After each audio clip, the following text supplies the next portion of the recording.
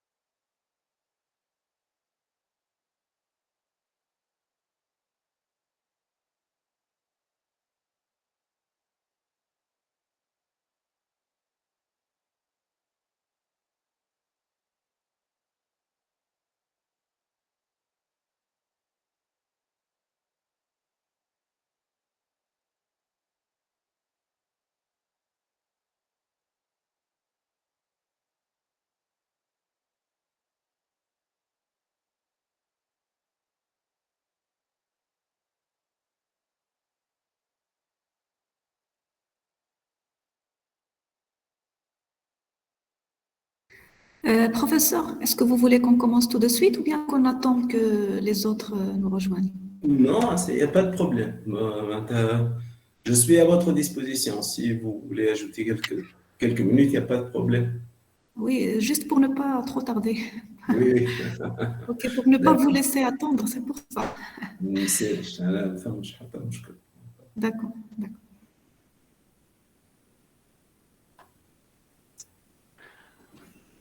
السلام عليكم سي منير. السلام عليكم مدام البراهمي. Et bonjour, c'est Baziane. Ça Ça fait va, vous allez bien? plaisir en fait de vous revoir et d'être parmi vous. Le plaisir est à nous aussi. بارك الله فيك، بارك الله فيك أستاذة. شكرا سعد خالق.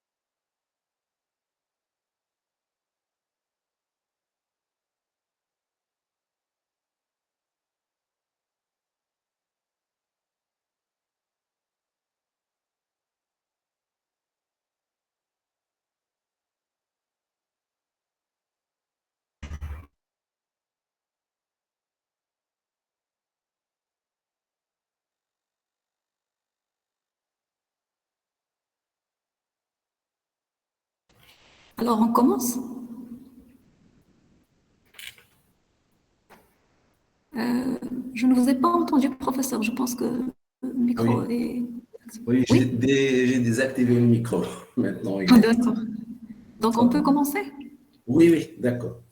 Donc, D'accord. je vais partager l'écran, bien sûr. Bonjour tout le monde. Bonjour, Bonjour. professeur Charadi. Bonjour Sibou Achida. Salam. Bonjour, c'est Tawfiq. Ça va, vous allez bien? Alhamdulillah, barakallahu fik. Je voudrais vous remercier pour votre collaboration et cette présentation que vous allez faire à nos jeunes étudiants et doctorants. Oui, oui, ça c'est un plaisir pour moi. Merci beaucoup. Merci. Bon, donc, disons, je vais faire, on peut dire, la présentation en trois phases. Donc, en premier lieu, je vais juste donner une introduction concernant l'amélioration des sols. Vous voyez mon écran maintenant? Si vous permettez, professeur, si je peux vous présenter Oui, oui, allez-y, je vous en prie. les étudiants, voilà. Donc, bonjour à toutes et à tous. Donc, c'est Jamil Al-Brahmi, professeur du département génie civil de l'école Mohammedia d'ingénieurs. J'ai l'immense plaisir d'accueillir aujourd'hui professeur Bouassida Mounir de l'école nationale d'ingénieurs de Tunis. Je tiens tout d'abord à lui présenter mes vifs remerciements pour sa disponibilité et le sens de partage dont il fait toujours preuve. Par ailleurs, je souhaite la bienvenue à mes collègues, les professeurs du département génie civil de l'EMI, aux chers doctorants et étudiants. Mounir Bouasseda est professeur en génie civil de l'ENIT, de l'Université du Tunis Le Manar. Il est le directeur du laboratoire de recherche ingénierie géotechnique et géorisque. Ses travaux de recherche ont porté sur les techniques d'amélioration des sols et le comportement des argiles molles. Professeur Bouasseda est le récipiendaire du prix Prakash d'excellence dans la pratique de la géotechnique en 2006. Il a lancé en 2008 un bureau d'ingénierie tunisien spécialisé en géotechnique, SIMPRO. Professeur Bouasseda a occupé de 2005 à 2009 le poste de vice-président pour l'Afrique de la Société internationale de mécanique des sols et de la géotechnique, la SIMSG, et pour laquelle il a été membre désigné de 2017 à 2022 pour le développement du programme de l'université virtuelle. Depuis 2019, il est membre de l'association internationale Pressin.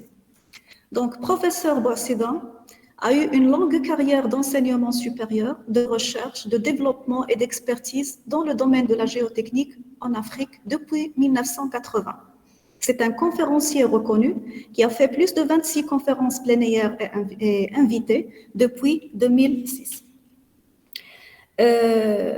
Aujourd'hui, il va nous donner une conférence d'une durée moyenne ou bien d'environ 1h30 sur le thème amélioration des sols. À vous l'honneur, professeur. Merci, Madame Jamil. C'est bien gentil pour cette petite présentation concernant, donc, on peut dire, la carrière que j'ai eue jusqu'ici. Donc, pour moi, c'est un grand plaisir de collaborer d'une manière générale avec mes pairs, je vais dire maghrébins et africains d'une manière générale. Et donc, le thème amélioration des sols, c'est un thème qui s'est imposé depuis plusieurs décades et dans lequel beaucoup de développements ont été faits.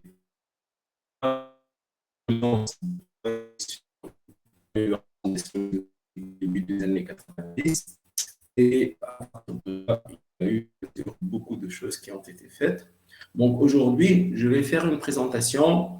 Ce n'est pas un cours à caractère de cours, mais ce n'est pas également une conférence, mais il y a des choses que je vais essayer de clarifier et des messages que je vais essayer de passer, aussi bien pour tout l'auditoire, hein, enseignants, chercheurs, docteurs ou même élèves.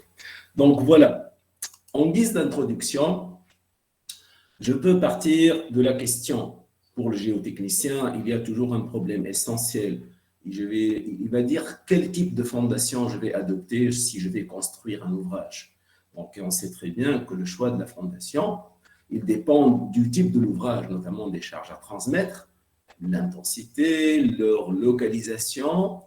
Il dépend également de la coupe géotechnique du terrain, les couches traversées, mais il dépend également de l'expérience acquise en matière d'exécution de fondation là où il est, c'est-à-dire selon le pays ou la région où vous êtes. Alors, l'approche du dimensionnement d'une fondation, quelle qu'elle soit, d'accord, elle consiste, on peut dire, à garantir deux choses, ou à vérifier deux choses. Premièrement, la stabilité de l'ouvrage durant sa durée de vie, mais bien sûr, il faut que la fondation qui est choisie, elle ait un coût raisonnable, notamment lorsqu'on compare le coût de la fondation par rapport à celui de l'ouvrage. Et c'est pour cela qu'on peut dire, dans notre approche, on peut classer les fondations en trois catégories. D'accord ? Parce que classiquement, on parle de fondation superficielle et on parle de fondation profonde. Et ceci dépend notamment de ce qu'on appelle de la position, ce qu'appelle un peu l'ingénieur génie civil à tout faire, le bon sol. Voilà. Alors, là, sur ce slide, si je peux dire, je présente à gauche, ici, un cas réel en Tunisie. Et c'est un cas qui nous déroute parce que ce cas, il est réel. Vous voyez qu'il y a deux bâtiments, pratiquement, on va dire, jumeaux, même nombre d'étages, même dimension, même stratigraphie de sol. Il se trouve que le bâtiment qui est ici à droite, il a été fondé sur des pieux qui vont jusqu'à, disons, 50-54 mètres. Mais pour des raisons, on va dire, plusieurs facteurs, le deuxième,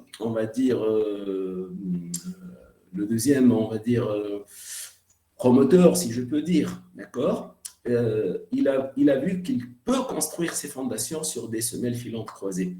Et là, en 2011, j'ai eu l'occasion d'intervenir pour celui qui a construit le bâtiment sur des semelles.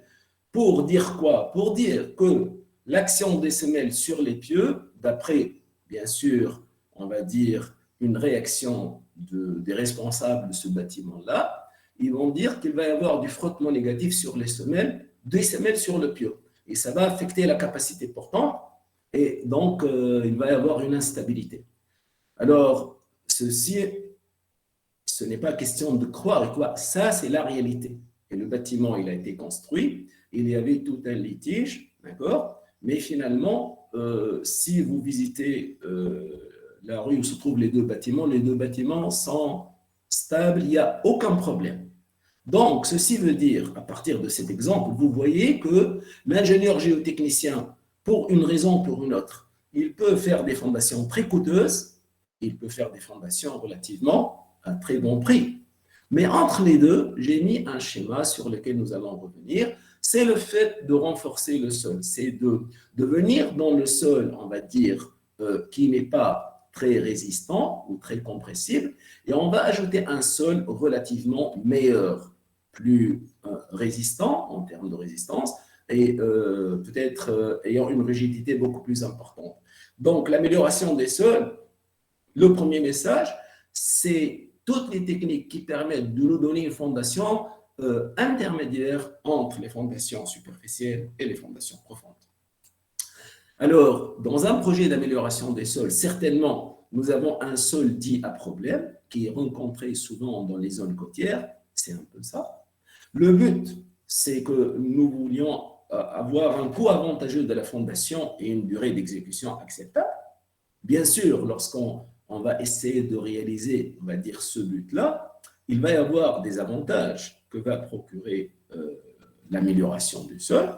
Et c'est pour cela qu'on doit choisir une technique d'amélioration du sol, parce qu'il n'y a pas toujours une seule technique, il y en a plusieurs. Alors, cette solution d'amélioration des sols peut nous amener à investiguer davantage le sol pour faire une campagne géotechnique complémentaire, pour plusieurs raisons. Mais le dimensionnement de cette technique d'amélioration, bien sûr, il faut qu'il soit en conformité avec des recommandations concernant la technique choisie. Le plus particulier lorsqu'on fait de l'amélioration des sols, c'est que nous devons faire des planches d'essai tout près du site du projet. Pourquoi? Parce qu'avant tout, si je vais dire cette technique permet de faire ceci ou cela, avant tout, je dois vérifier si elle est exécutable dans les conditions du terrain, avant de passer pour l'ouvrage. Donc, on fait ce qu'on appelle des planches ou des plots d'essai. Bien sûr, si l'exécution est possible, il y a une deuxième chose. Est-ce que les performances qu'on attend de cette amélioration sont réalisées? Bien sûr, en comparant entre les phases avant et après amélioration. Et le plus important, ces choses-là nous permettent de valider la méthode de dimensionnement en termes de prédiction. Donc, vous voyez que l'amélioration des sols, par rapport aux solutions classiques, elle mérite quelque chose de plus. Alors, les essais de chargement avant et après construction, bien sûr, nous allons disposer de mesures enregistrées, mais également nous allons essayer de comprendre le comportement observé et l'évolution dans le temps pour la stabilité de la construction. C'est-à-dire, c'est quelque chose qui nous permet de faire des prédictions. Et l'exemple, il y en a plusieurs. Alors, donc ici, je signale que par la force des choses, beaucoup de transparents peuvent être en anglais, d'accord, mais ils sont très compréhensibles, je vais dire, parce que c'est un peu difficile de changer tous les transparents lors de ce genre de conférence, d'accord. Et bon, je vais essayer d'expliquer au mieux. Donc, le premier message pour les techniques d'amélioration des sols, c'est que ici, on voit un diagramme que certainement beaucoup d'entre vous connaissent. C'est que les techniques vont être différentes de point de vue exécution et de point de vue avantage selon le type de sol. C'est-à-dire, là, nous avons les argiles, les limons, les sables, les graviers, les cailloux, les roches, les enrochements, tout ce qu'on veut. Et vous voyez, il y a plusieurs techniques. Ici, par exemple, le préchargement avec des drains verticaux. C'est ce qu'on va voir tout de suite après. Le vibrocompactage, les pieux de sable compactés, la technique de mélange en profondeur, les colonnes ballastées, et ainsi de suite. Donc, vous voyez que, prenons un exemple, le mélange en profondeur ne se fait que pour les argiles pratiquement, mais vous ne pouvez pas certainement le faire pour les sables. Et inversement, je peux vibrocompacter un matériau granulaire, mais je ne peux jamais vibrocompacter une argile.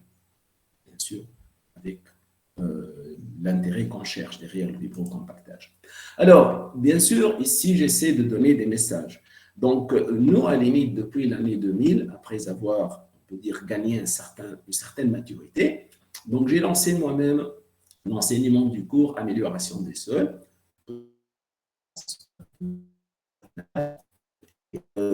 Donc, il y a une certaine façon de présenter le cours. Cette façon, c'est de partir, je pourrais dire, par le plus simple pour aller peut-être à des techniques un peu plus compliquées, mais qui sont différentes. Alors, on connaît très bien, preloading, ça veut dire préchargement, et les drains verticaux, c'est peut-être le premier pas qu'il faut essayer de comprendre. Mais par la suite, il y a le compactage. Et le compactage, il y a plusieurs méthodes.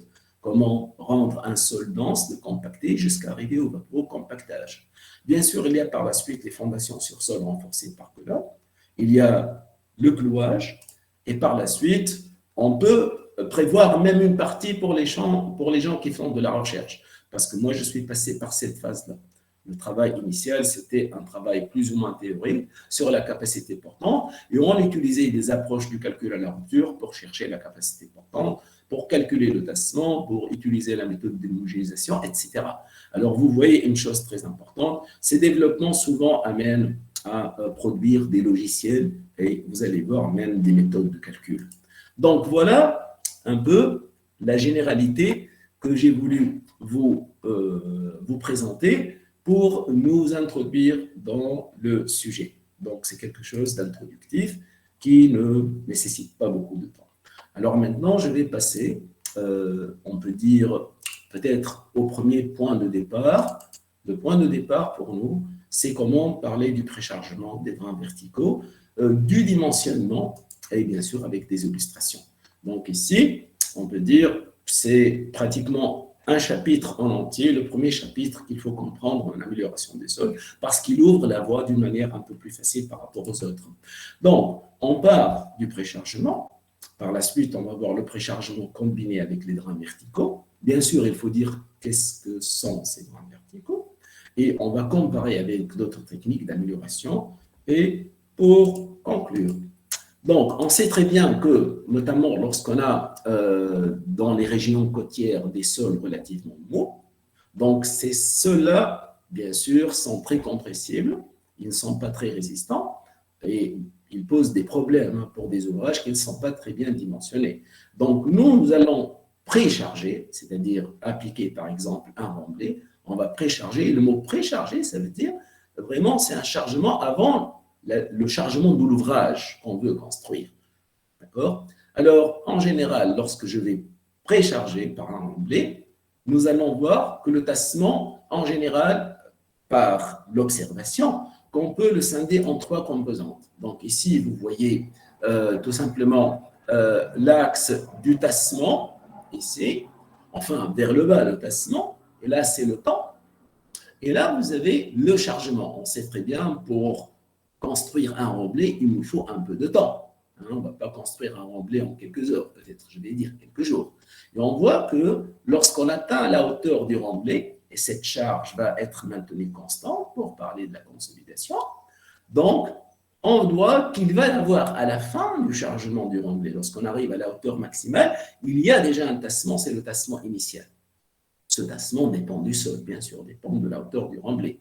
Mais le plus important, à partir de là, on va dire, vivre la théorie de consolidation qu'on enseigne dans le cours de mécanique des sols. C'est-à-dire, on va avoir un tassement qui se produit dans le temps et dans la valeur du tassement va augmenter, d'accord? Et on voit que ce temps peut être très long. Donc, si on peut, par exemple, si on peut clarifier d'une manière schématique les tassements, un tassement instantané, un tassement de consolidation, mais le tassement de consolidation, il correspond à un tassement où il n'y a plus de surpression dans l'eau qui était dans le sol dans l'argile molle, dans le seul mot. Il va y avoir un tassement dit de compression secondaire. C'est un mot que je trouve qui n'est pas bien placé. Il faut dire c'est un tassement de fluage, parce que la compression, la consolidation secondaire, elle perd sa définition. Donc là, c'est le tassement de fluage. Et ce tassement de fluage, bon, il n'est pas aussi important que le tassement de consolidation, mais il existe pour certains types de sols. Alors, le préchargement, quel est son principe? Pas très difficile. Si, par exemple, ma charge de l'ouvrage s'appelle P0, et je vois que pour P0, j'ai à attendre tout ce temps-là pour atteindre la consolidation. Alors, si je peux, je vais exercer sur mon sol un chargement plus grand que P0, s'il reste admissible. Et ce chargement plus grand, par la force des choses, il va me donner un tassement plus important, mais il va me permettre de gagner dans le tassement. Donc, si, par exemple, moi, je vais dire, je vais précharger par P1 pour ne pas attendre la fin de la consolidation, mais je vais attendre un temps T2.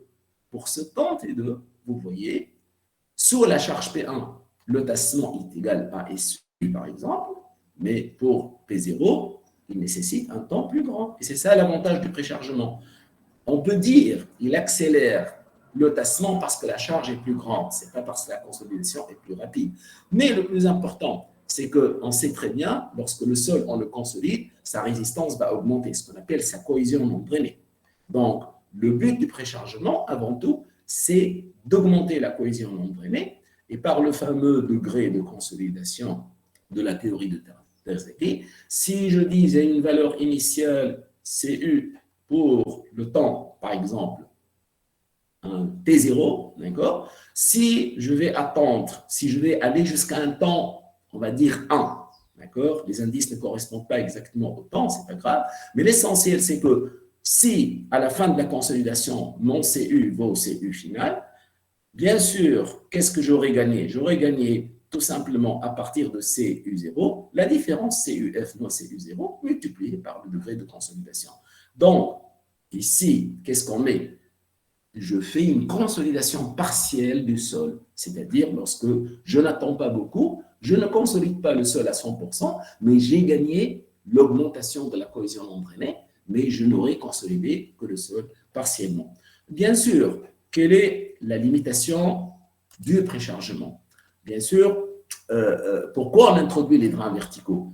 Parce que lorsqu'on parle de consolidation d'après le préchargement, on ne parle que de la consolidation verticale. C'est un peu ça. Donc, ça prend beaucoup de temps. Alors, l'idée, c'est qu'on sait très bien que cette perméabilité verticale, elle est déjà inférieure à la perméabilité horizontale. D'accord? Et surtout, le drainage, il a lieu suivant la direction verticale, c'est-à-dire suivant l'épaisseur de la couche. Donc, l'idée, c'est lorsqu'on va mettre des drains verticaux, c'est que avec bien sûr le préchargement, parce que le chargement est nécessaire pour produire la surpression et créer l'écoulement de l'eau. Donc, ça veut dire on va gagner plutôt sur la distance de drainage. Lorsque je vais mettre des drains verticaux, ce schéma, qu'est-ce qu'il illustre? C'est la première chose qu'il faut essayer de comprendre. S'il n'y avait pas de drains verticaux, cette couche se consolide lorsque l'eau parcourt toute cette hauteur-là. Mais si je mets des drains, la distance de drainage va être tout simplement pratiquement la moitié de l'espacement entre les drains, ou même un peu moins, parce qu'il y a le diamètre des drains. Alors, vous voyez que le principe du préchargement en présence des drains, il nécessite de mettre une couche drainante à la surface.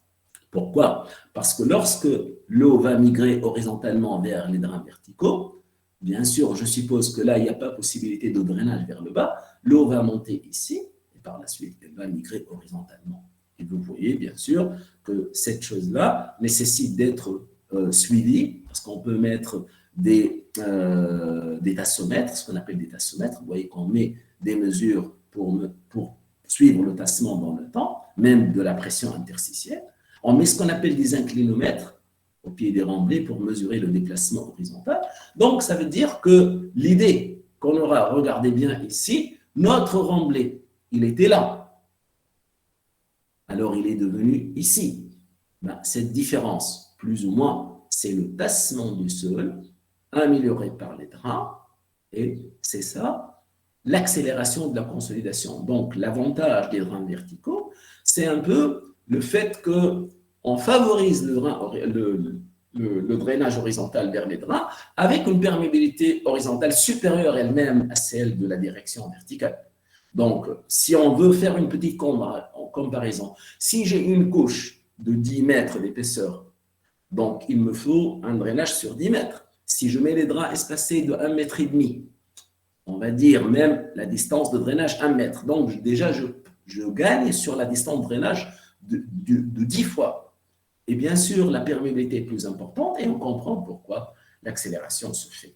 Donc, bien sûr, ceci pour nous amener à parler des deux types de drains verticaux qui existent, enfin les plus pratiqués à une certaine période, parce que les drains de sable sont devenus plus ou moins beaucoup moins utilisés que ce qu'on appelle les géodrains, d'accord, ou les drains verticaux préfabriqués. Et là, je matérialise un peu comment les choses se produisent du point de vue écoulement. Donc ici, vous voyez, on peut dire la fondation, le remblai, qu'on veut. Là, c'est la couche drainante et vous voyez le sens des flèches. Au fait, il va y avoir même une consolidation verticale. Lorsque je suis là, l'eau peut aller ici parce qu'elle est plus proche de la couche drainante. Mais là, vous voyez, elle va vers le drain. Par la suite, elle va monter en haut. Donc là, c'est une schématisation simple pour dire comment se passe la consolidation d'un seul mot avec les drains verticaux. Donc, on va parler rapidement des drains de sable. Les drains de sable, ce n'est pas si difficile d'illustrer. Si on fait un forage dans le sol, par exemple avec un tubage, je vais commencer avec un tubage, je peux enlever, on peut dire, le mauvais sol, si on peut dire mauvais sol, on va le remplir par du sable, même sans compactage. Bien sûr, l'avantage de ce sable, il est quand même meilleur de point de vue drainage, il va au moins accélérer la consolidation. Donc, lorsque je parle ainsi, je dis que j'ai une méthode d'exécution sans refoulement du sol, comme pour les pieux. C'est-à-dire, je vais placer mon drain, mon sable dans le forage sans refouler le sol de part et d'autre. Et d'après cette référence ancienne, vous voyez que le diamètre d'un drain de sable peut être autour de 20-25 cm, mais on peut faire un peu plus. En Tunisie, on peut faire même un peu plus avec une autre technique dont je vais parler. Bien sûr, il y a une chose importante. Quelle longueur du drain devrais-je prévoir? Bien sûr, ceci dépend de plusieurs choses, de la consistance et du degré de compressibilité des couches de sol traversées. Donc là, j'ai mis un ordre de grandeur, ce n'est pas une vérité absolue. Je dis couramment, elle ne dépasse pas 15 mètres, mais on peut faire des drains qui dépassent beaucoup 15 mètres, parce que si on a les moyens. Mais peut-être, lorsque je vais présenter des drains préfabriqués, on pourrait dire qu'il est un peu plus meilleur de faire des drains préfabriqués que de faire des drains de sable. Alors ici, je présente une technique, peut-être qu'elle existe ailleurs, ce qu'on appelle, en Tunisie, on aime beaucoup les pieux, non? Ça, ce qu'on appelle les pieux de sable. Un pieu de sable, il consiste quoi? Il consiste en quoi? En un tubage terminé par une pointe qu'on ferme, ici, par des agrafes. On va bien sûr enfoncer ce tubage dans le sol. Vous voyez qu'il y a quelque chose qui pousse ici. D'accord? Donc, bien sûr, vous voyez que lorsque j'arrive à la profondeur, je n'ai extrait strictement rien. Par contre, le sol qui était là, il est refoulé de part et d'autre. Et par la suite, je vais remplir par du sable. Et lorsque, bien sûr, il y aura un certain poids du sable, si je retire le tubage, cette pointe va se fermer sur l'action du poids du sable. Là, et par la suite, par passe, vous allez constituer votre, on peut dire, pieu de sable. C'est une technique qui est très utilisée pour accélérer la consolidation notamment. Donc, ça, c'est par exemple un drain de sable avec refoulement du sol, parce que bien sûr, je ne fais pas la substitution. Alors que pour les drains verticaux préfabriqués, c'est, comme son nom l'indique, il est préfabriqué. C'est un matériau à base de synthétique, c'est un filtre synthétique, mais il a une certaine constitution. Il y a une enveloppe qui entoure ce qu'on appelle une âme en plastique ou un élément, un noyau, si je peux dire, qui possède des caractéristiques, bien sûr, suivantes. Capacité de drainage de l'eau à partir du sol jusqu'à atteindre le noyau, c'est-à-dire il va drainer le sol, il va drainer l'eau à partir du sol, d'accord, vers le noyau. Et lorsque l'eau, bien sûr, elle est collectée, elle s'achemine le long du Rhin vers un niveau drainant. Et là, vous voyez, bon, ceux qui connaissent l'amélioration des sols, c'est un peu ce dont on a besoin. Donc, vous voyez que sa forme, c'est comme une mèche en carton. Là, c'est le filtre, si je peux dire, le filtre du textile. Et là, c'est le noyau. Il y a une, on va dire, constitution très spéciale. Donc, lorsque l'eau arrive ici, elle va être filtrée à travers le filtre et elle va atteindre le noyau et par le noyau que l'eau va monter. Bien sûr, pour faire les calculs, je n'entre pas beaucoup dans les détails, c'est que on va dire que ce drain, quand même parallépipédique d'une certaine manière, peut être ramené à un drain, on va dire, cylindrique, qui a un certain diamètre équivalent. Ça, c'est le DW, c'est là des dimensions A et B que vous voyez ici. Certains admettent que le diamètre équivalent, c'est tout simplement A plus B sur 2. D'autres auteurs prennent d'autres, on va dire, approximations. Mais l'essentiel, c'est que ceci va nous permettre de faire des calculs pour la consolidation. C'est pour cela qu'on fait cette assimilation de géométrie pour ce drain. Bien sûr, lorsqu'on voit un réseau de drains verticaux, comme pour les colonnes, il va y avoir un maillage. Vous voyez ici que là, j'ai un drain, là, j'ai un drain. Vous voyez qu'on a mis la forme parallèle rectangulaire pour dire c'est un géodrain, hein, ce n'est pas circulaire. Et en fonction du maillage, donc géométriquement, il va y avoir une zone, je dis bien géométrique, qu'on peut dire une zone d'influence, peut-être pas une zone d'influence, mais géométriquement, cette zone, elle se reproduit d'un drain à un autre. Et à partir de la géométrie, si on appelle S l'espacement, c'est la distance à l'entraxe des drains, vous pouvez tout simplement dire que cette géométrie du cercle, par exemple, on va dire cette géométrie du carré, parce que le maillage, là, il est rectangulaire. Donc, cette forme carrée, la surface de la forme carrée, elle va être égale, on peut dire, à pi dE au carré sur 4. On détermine ce qu'on appelle le diamètre équivalent. Et vous voyez que le diamètre équivalent dépend de l'espacement. Il va y avoir une relation entre l'espacement et, on peut dire, le diamètre de la zone d'influence. Ceci va permettre de faire des calculs. Donc, maintenant, les drains verticaux associés à un préchargement, bien sûr, ils vont contribuer à une réduction du tassement, peuvent contribuer d'une manière générale, parce que le sable il a une certaine rigidité, et on comprend que le géodrain, comme étant une mèche de textile, a une rigidité nulle. Et vous allez voir que tout le tassement va se produire, mais il va être accéléré. Donc, l'objectif visé pour l'un ou pour l'autre, c'est de dire quel est le plus important, l'espacement entre les drains d'une manière générale. C'est-à-dire, lorsqu'on a un projet de drains verticaux, il faut savoir calculer l'espacement entre les drains. D'accord? Et on voit qu'ils dépendent du maillage d'après la valeur du diamètre équivalent. Donc ici, si on va revenir aux drains du sable en termes d'efficacité, les drains de sable, je veux dire, peut-être ils posent un peu plus de problèmes que les géodrains. Pourquoi? Parce que le sable, on ne va pas choisir n'importe quel sable. Il faut qu'il obéisse à la condition de filtre qui dépend de la courbe granulométrique, d'accord, qu'on peut améliorer. Et il dépend de la méthode d'exécution. Donc, pour un drain de sable, il faut assurer, on va dire, le drainage avec un bon choix de la granulométrie, la mise en place, qui peut être par substitution, par plusieurs méthodes.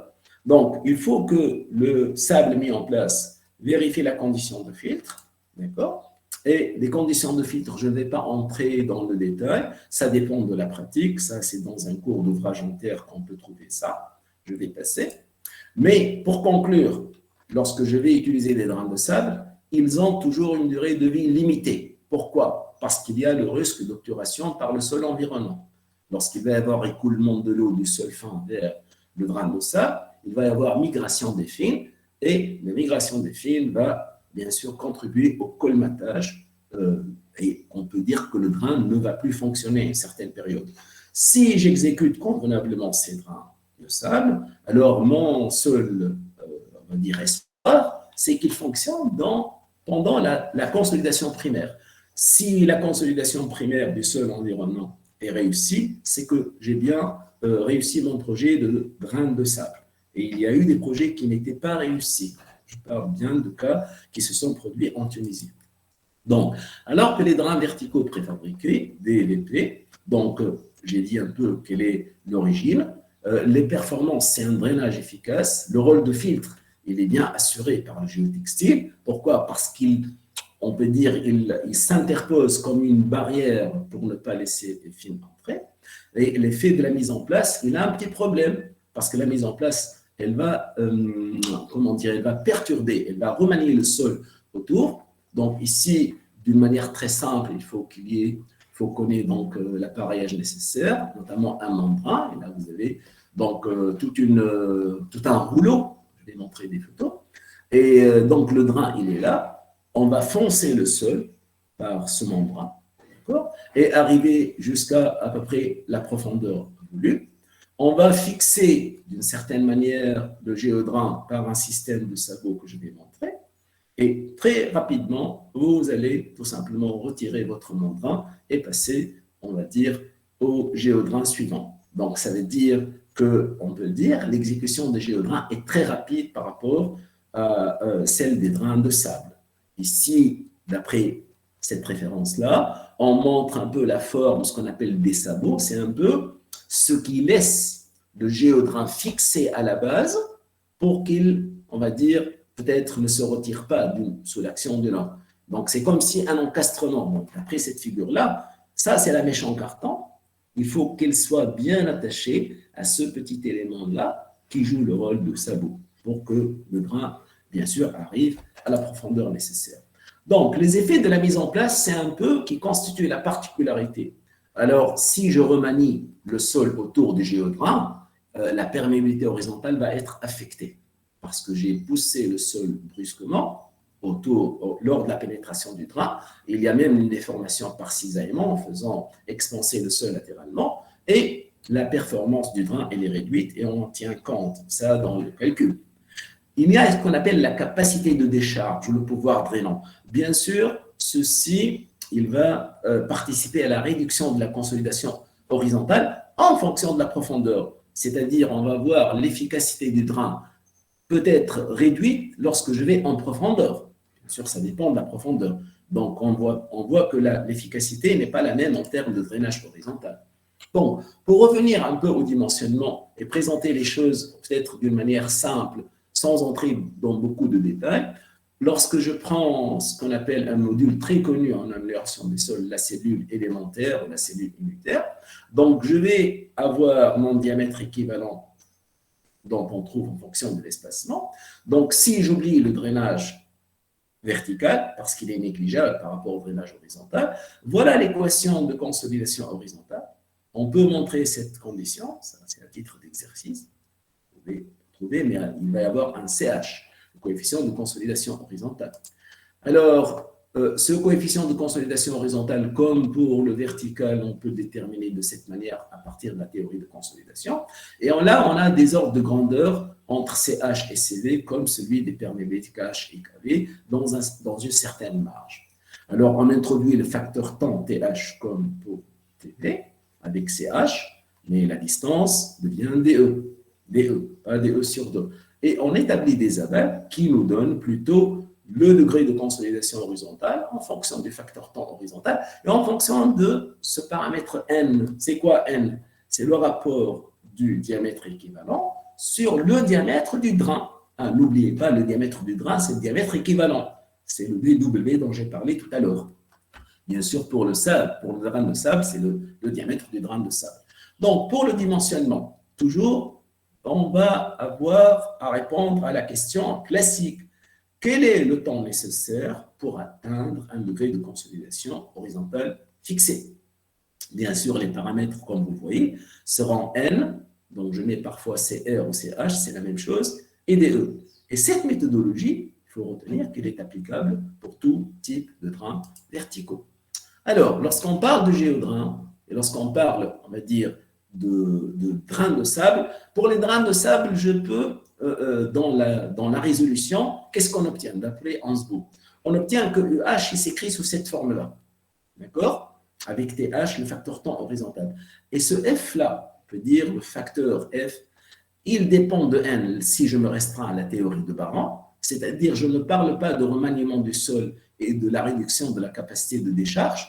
Pour les drains de sable, je n'utilise pas ces deux-là. Pour le géodrain, je suis obligé d'introduire le FS et le FR. Donc, ça veut dire, j'aurai à déterminer un degré de consolidation en fonction de N et TH, d'accord? Et je calcule le temps nécessaire. Et je peux faire des itérations pour aboutir à une solution. Ce sont des exercices qui se font. Alors, maintenant, pour le géodrain, si je vais retenir des W comme ceci, donc Fn, c'est la solution de Baran, elle est là, d'accord? Et il faut tout simplement, pour avoir le F total, il faut estimer le Fs et le Fr. Et donc, par exemple, ce résultat-là, il dépend d'un développement qui a été fait. Et vous voyez que le Fs, il dépend des perméabilités horizontales du sol initial.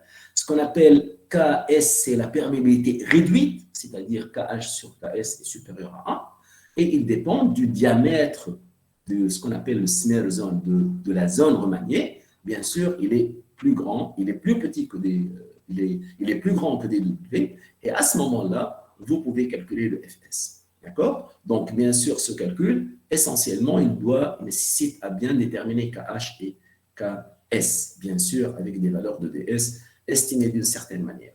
Alors, pour la capacité de drainage, il y a cette expression-là. Bon, pour ne pas m'allonger beaucoup sur les détails, vous voyez qu'ici, il y a ce qu'on appelle la distance L, profondeur, disons, sur la longueur du drain. Alors, selon le cas, si le drainage il est d'un seul côté, en haut par exemple ou en bas, ou il est drainé des deux côtés, en haut et en bas, on peut déterminer ce qu'on appelle la capacité de décharge, ce QW, d'accord?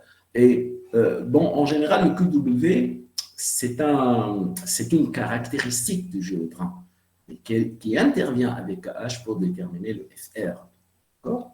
Donc, et là, c'est la profondeur, parce qu'on a dit que le remaniement dépend de Z. En fonction de la valeur de Z, donc vous allez pouvoir avoir FR et intégrer ça dans votre calcul. Et vous voyez ici, par exemple, comment je détermine T à partir de l'équation de consolidation. Et le F, il regroupe les trois éléments en toujours adoptant cette proportionnalité entre les rapports des perméabilités et des coefficients de consolidation. Donc, ici, une illustration simple pour montrer. Donc, ce diagramme nous rappelle un peu le degré de consolidation U d'une manière générale et le facteur temps. Pour rappeler le diagramme que tout le monde connaît peut-être en premier lieu, c'est la consolidation verticale, c'est cette ligne en pointillé. D'accord? C'est le sol qui n'est pas amélioré. Et là, vous voyez, en fonction de la valeur de N, hein, c'est le diamètre équivalent sur le diamètre du drain, bien sûr, vous allez avoir la valeur de Fn et comme ça, vous allez déterminer UR ou UH et TR ou TH par rapport à UV. Donc, voilà un peu, on peut dire, comment se présente. Donc, peut-être ici, je vais sur un projet très connu en Tunisie, le projet du pont Hadès-la-Goulette, c'est assez près du lac de Tunis. Vous voyez un peu l'installation des drains verticaux. Préfabriqués. Donc, vous voyez la mèche ici, vous voyez le mandrin, et vous voyez la couche de sable. On a besoin toujours de la couche de sable en haut pour assurer le drainage. Et là, sur cette figure-là, vous voyez bien sûr beaucoup de géodrains, d'accord, du côté du lac, parce que cette zone a été gagnée sur ce qu'on appelle le lac nord de Tunis. Alors, bien sûr, lorsqu'on a dit qu'il faut placer des tassomètres, oui, il faut les placer, mais il faut également les protéger pour diverses raisons, d'une manière ou d'une autre, et poursuivre le comportement dissolument amélioré par le géodrain. Alors, cette figure-là, elle est très importante, d'après la remarque qu'on a faite.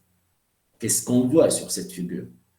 Si mes géodrains, ou mes drains horizontaux, sont plus rapprochés, l'efficacité est meilleure. En termes de quoi? En termes de temps. Cette courbe-là, je peux dire en violet, elle correspond à un diamètre, à un espacement de 1,8. Si je réduis le tassement à 1,2, je vais avoir un temps beaucoup plus petit pour le même tassement ou le même degré de consolidation. Si mon espacement est 1,2, je vois que j'aurai peut-être à peu près même 35 jours pour atteindre un tassement de 80. Et là, si je mets 1,8, si je mets 1,8, j'aurai peut-être un temps de 3 mois. Donc, 3 mois par rapport à 35, peut-être, je dirais, 1 mois ou 40 jours par rapport à 100 jours. C'est différent. Mais le plus important sur cette figure, toujours le tassement total va être le même. Mais plus les drains seront rapprochés, plus l'accélération se fait. Alors, ici, je parle bien sûr, d'un projet un peu plus récent que celui-là. C'est ce qu'on appelle l'échangeur Cyrus-le-Grand. C'est une grande avenue qu'on aime bien, parce qu'elle s'appelle avenue Mohammed V. D'ailleurs, c'est la plus grande en longueur et en largeur. Alors, ici, vous voyez un préchargement. Ça, c'est un remblai de préchargement de 3 mètres, et où il y a une couche drainante, et on a mis des géodrains au niveau de ce qu'on appelle des rampes d'accès. Et on voit que les géodrains ont une longueur de 18 mètres. D'accord ? Parce que, on va dire, selon les dimensions du remblai, la profondeur sur laquelle le tassement se produit d'une manière significative, c'est ici, au-delà, parce que le sol, il est peut-être un peu meilleur, parce que la charge ou l'excès d'empreinte, il est plus faible, donc il n'y a plus intérêt de prolonger les géodrains. Et vous voyez, on a mis 18 mètres, alors que l'espacement était de 1 mètre. Qu'est-ce que je voulais montrer ? On a bien sûr fait le suivi, d'accord ?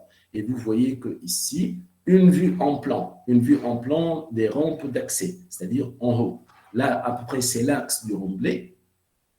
Là, c'est un peu, on peut dire, le talus de gauche ou de droite et celui de l'autre côté. Et il y a des tassomètres ici. Donc, peut-être la figure n'est pas très claire. Dans l'axe, il y a TT comme tassomètre à tige, TM, tassomètre multipoint, et TH, tassomètre hydraulique. Voilà, je me souviens bien des 3 types de tassomètres. Mais il y a des tassomètres un peu vers, on va dire, au niveau des crêtes. Bon, qu'est-ce qu'on remarque ici? Alors, on va remarquer 2 choses. On remarque ici, par exemple, pour TM1. TM1, on est dans l'axe. Donc voilà, TM1. C'est là où l'excès de charge est le plus grand. Alors, au bout de 90 jours, le tassement a atteint pratiquement 37 cm. OK? Alors que TH1, il est toujours dans l'axe, mais il est peut-être un peu, on va dire, où la hauteur commence à diminuer. La rampe d'accès, elle a une hauteur variable. Ben, vous voyez que TH1, le tassement au bout de 90, il aurait atteint 25. Quand même, il est un peu, elle est inférieure à 37. Mais là, vous voyez, plus vous vous éloignez vers les côtés, parce que vous voyez TH1, TH2, TH3. Voilà donc TH1 ici, TH2 ici, TH3 ici. Et vous voyez que les tassements, bien sûr, vont être plus importants là où vous êtes proche de l'axe. Alors, vous pouvez vous poser la question pourquoi on s'est arrêté à 90 jours. Bon, ça, c'est des pratiques un peu spécifiques, parfois, du suivi. Après 90 jours, il n'y avait plus moyen de visiter l'endroit où on trouve le suivi des capteurs. C'est un peu ça. Mais on voit que le tassement a commencé par se stabiliser d'une certaine manière sans qu'il soit terminé. Alors, ici, je fais une comparaison un peu à l'avance parce que je compare les géodrains avec les colonnes belastées.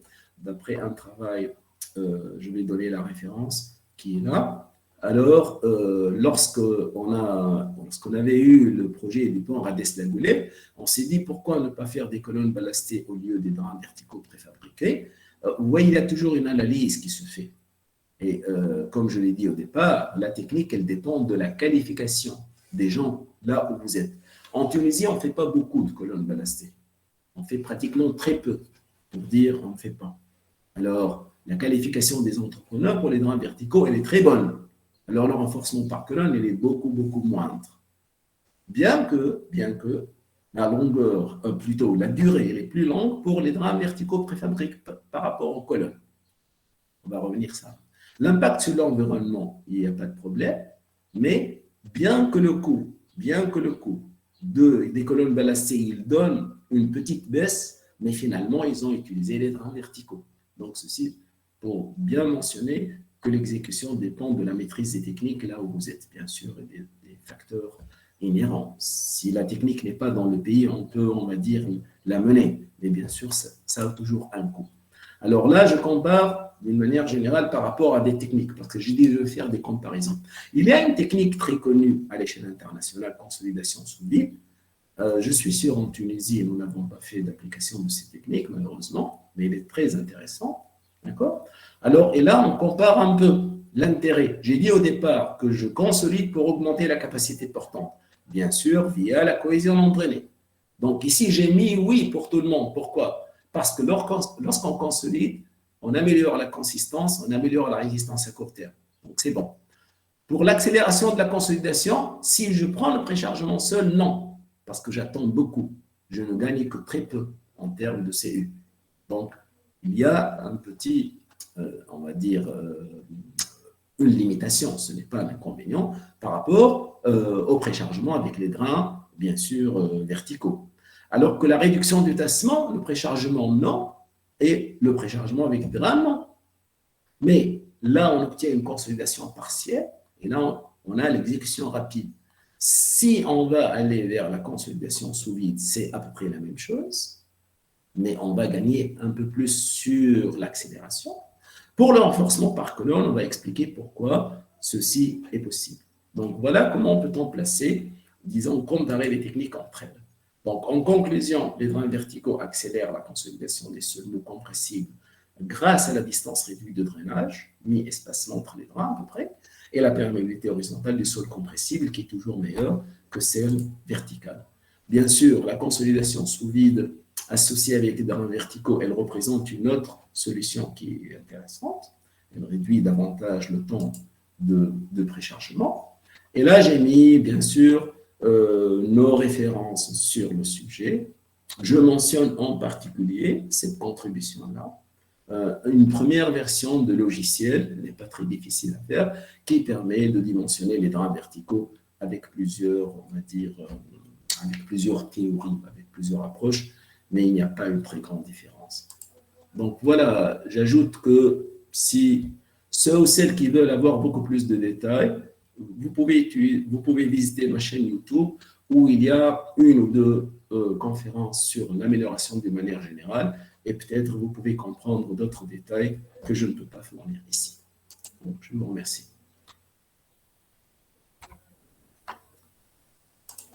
Merci, professeur Boissida. Moi, je me repose un peu, mais les autres peuvent me poser des questions. Oui, voilà. Donc, je vous remercie beaucoup pour la qualité de votre présentation et pour le nombre important d'informations et de détails que vous avez pu nous donner aujourd'hui. Alors, donc, je vois ici qu'il y a une question. Donc, on demande, est-ce qu'on peut avoir le support de présentation ainsi que différents guides ou documentations à consulter ultérieurement? Oui, oui, oui. D'accord. Sans contrepartie. J'ai mis mon email. De toute façon, je vais vous envoyer le PDF des 3 présentations. D'accord, très bien. Même pour l'enregistrement, il y a 2 étudiants qui s'en chargent. Donc, l'enregistrement normalement a été effectué. Donc, il va vous être envoyé, Inch'Allah, dans les meilleurs délais. Alors, il y a une autre question. Donc, avec le préchargement, est-ce qu'on ne risque pas de dépasser le tassement admissible? Ah, non. Il s'appelle un préchargement. Donc, le préchargement, c'est quelque chose qui ne concerne pas l'ouvrage. C'est-à-dire, vous avez vu la figure que j'ai montrée. Lorsque on revient à la figure où j'ai montré la valeur du tassement, la valeur du tassement, elle nous fait peur. Si on a un seul mot dans le projet de pont Radès-la-Goulette pour les rampes d'accès, il y a un tassement de l'ordre de 1 mètre. Mais ce tassement, c'est avant la construction de l'ouvrage. C'est avant. Parce qu'on parle de tassement admissible, c'est pour l'ouvrage final. C'est-à-dire, ça dépend de ce que je vais mettre par la suite. Donc, si j'accélère la consolidation par le préchargement, c'est avant la construction de mon ouvrage, là où je veux qu'il n'y a plus de tassement. C'est un peu ça. Voilà, donc il n'y a pas de risque sur l'ouvrage puisqu'il n'est pas encore construit. Il faut prendre les précautions, mais vous voyez, parce que c'est une question intéressante dans la mesure suivante. Peut-être pour celui ou celle qui a posé la question, il va essayer de comprendre peut-être comme ça. Regardez bien.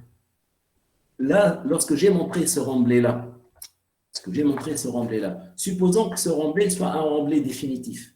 Par exemple, les digues, par exemple. Ou même, ça peut être un réservoir. Alors, si je trouve que la solution d'amélioration est intéressante, lorsque je vais construire mon réservoir, il faut que je tienne compte que le niveau du sol va s'abaisser à cause du tassement de consolidation. Donc, il y a quelque chose qu'on peut faire. Je peux surélever le niveau supérieur, d'accord, pour qu'après tassement, j'aurai à peu près le niveau, on va dire, la cote du projet que je veux. C'est-à-dire, vous pouvez réagir de deux manières. Vous avez, j'espère, compris ce que je veux dire. Vous pouvez tenir compte du tassement de consolidation pour atteindre la cote du projet que vous voulez. Pas grave. D'accord, professeur. Alors, j'aimerais poser de ma part une question concernant la profondeur maximale qu'on peut atteindre par les géodrains. Donc, vous avez cité 15 mètres. Et après, vous avez dit que l'efficacité du drain diminue avec la profondeur. Je ne sais pas s'il y a une étude qui a été faite pour relier les deux, les 15 mètres comme profondeur maximale avec cette efficacité. Oui, je vois. Bon, en termes de profondeur, il faut toujours partir des moyens qu'on a.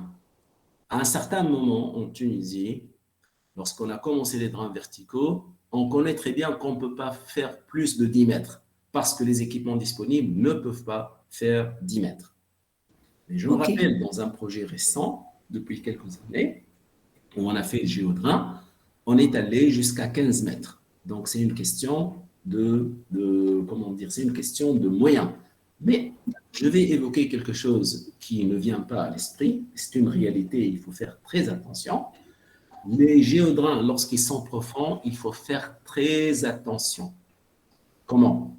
Si vous ne les mettez pas en assurant la verticalité, je peux dire absolue, sans risque, et ça, c'est une discussion avec un ami français qui fait de l'amélioration des sols, vous pouvez risquer que votre géodrain, il remonte en surface. C'est un peu bizarre, mais c'est la réalité. C'est-à-dire, votre géodrain, lorsque vous allez le placer à grande profondeur, il faut dépenser beaucoup plus de l'argent pour faire ce qu'on appelle un avant-trou suffisamment profond pour que vous soyez sûr qu'il atteigne la profondeur en question. C'est ça le grand risque avec l'exécution des géodrains. Vous voyez ce que je veux dire? Donc, lorsque je dis 15 mètres, à la fois, pas uniquement en termes d'exécution, mais en termes d'efficacité. Parce que si je vais placer un géodrain à 20 mètres et je sais que son efficacité entre 15 et 20 mètres va être 10%, alors quel est l'intérêt d'aller jusque-là? C'est un peu ça la question. Mais donc le fait que je vous ai rapporté, c'est de la réalité. Il y a des géodrains qui ont remonté en surface. Pourquoi? Parce qu'ils sont très profonds. Donc un géodrain, je parle de géodrain, pas de drain de sable. S'ils sont profonds, il faut faire très attention à ce phénomène-là. Et c'est pour cela que moi, lorsque je dis 15 mètres, parce qu'on a réalisé, comme je vous ai montré le cas de l'échangeur sur ce qu'on appelle sur Isle de Gras, je m'excuse, il y a un peu de bruit, donc je suis obligé de fermer la porte pour ne pas vous déranger. Donc pour conclure, il faut peut-être faire des géodrains à une profondeur raisonnable et ils sont bien verticaux, ils fonctionnent, que plutôt de faire des géodrains qui sont très profonds et peut-être vous ne pouvez pas les faire. C'est un peu ça. Oui, ok. Aussi concernant la perméabilité, justement, je dirais la consolidation. Pour les drains de sable, donc la méthode qu'on utilise, c'est plutôt, on prend en considération la consolidation verticale et horizontale en même temps. C'est un degré de consolidation global qui prend en considération. Là, pour les géodrains, je trouve que vous avez négligé la consolidation verticale et vous êtes concentré plutôt sur celle horizontale. C'est ça? Oui, madame. Le problème, c'est que lorsque vous voulez tenir compte de la consolidation verticale, j'avais un passage concernant cela, mais son influence, elle est vraiment très faible par rapport à la consolidation horizontale. Ce n'est pas le problème de la prendre en compte. Si vous ouvrez des références sur les drains verticaux et vous calculez, faites des prédictions, vous pouvez bien sûr avoir le résultat en tenant compte de ce qu'on appelle la théorie de Carillo. On calcule un degré de consolidation globale en tenant compte de la consolidation horizontale et verticale, mais son influence reste, on va dire, très modérée par rapport à ce que vous obtenez par la consolidation horizontale. Oui, d'accord. Surtout avec la stratification du sol. Donc, Voilà. ouais. Non, plus les drains sont rapprochés, il vaut mieux parler de la consolidation horizontale. Voilà, c'est ça. Oui. C'est un peu ça. Le chemin, il est beaucoup plus court que le chemin vertical. Voilà, par rapport au chemin vertical, tout à fait. Voilà, oui. Ça, c'est sûr. Alors, nous avons une autre question de Zineb Farid. Est-ce que cette technique surcharge comprimée à un drainage du sol est adaptée aux petits projets, bâtiments résidentiels courants par exemple? Oui, on peut, mais il faut faire, vous savez très bien, toutes les techniques d'amélioration des sols dans le centre urbain, elles ont un problème. Le problème, bon, en général, l'amélioration des sols, il faut avoir on va dire, une aire relativement grande. Mais si je n'ai pas ça, qu'est-ce que je dois faire? Je dois faire attention au tassement qui va se produire par l'amélioration pour tout ce qui est autour de vous. Si vous êtes en centre-ville et vous voulez même faire des colonnes ballastées, vous savez très bien que ça va y avoir du tassement au cours de l'exécution. Donc, il ne faut pas que ce tassement apporte préjudice d'une manière ou d'une autre par rapport. C'est comme si vous faisiez un rabattement de la nappe. Il faut faire attention aux gens qui sont un peu autour de vous. C'est le seul problème. Vous voyez? Oui, c'est plutôt l'environnement du projet, il faut faire attention. Tout à fait. Oui, voilà.